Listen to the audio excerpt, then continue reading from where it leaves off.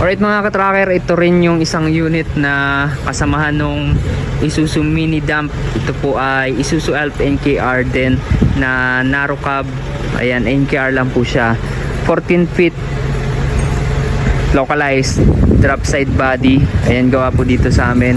Nakarehistro na, may plaka, complete standard electrical lights and accessories. Ayan po yung itsura. Ayan. High cab na po siya yung model nito. Naka-upholstery yung mga upuan, naka-floor matting, brand new dashboard. Ayan, shoutout sa mga contractor. Ayan, yung mga gulong niya, 5 stud siya na 6-wheeler. Ayan, 6-wheeler po siya, 4x2, 5 stud, lock type rim, steel rim.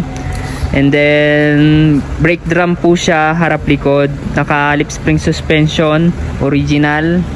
Dinagdagan din namin para solid, kaya yung mabibigat na kargahan, lalo na pang construction service itong unit na to.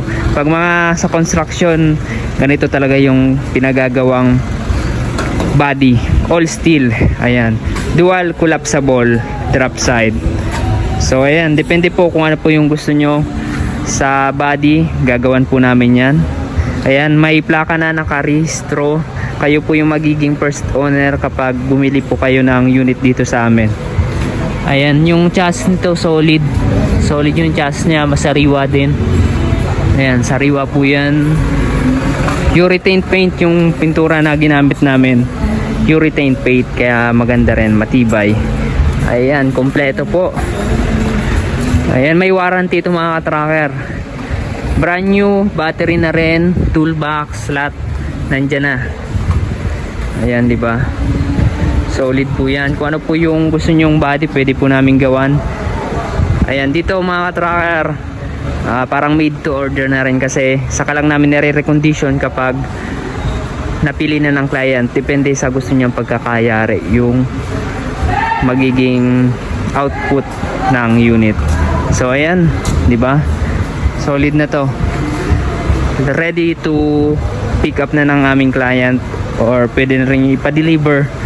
So ayan mga ka-tracker, nag-ship din kami ng mga Japan surplus from north to south. Ayan, solid. Kung nagustuhan niyo tong truck na 'to, paki-like, share, and kung hindi pa po kayo nakaka-subscribe, mag-subscribe na. Ayan, paki-follow rin ang aking FB page, Tracker Moto. Ayan, may TikTok account rin tayo, so paki-follow na rin. Maraming salamat. 900k to 850,000 pesos. Meron na kayong ganitong unit. Solid.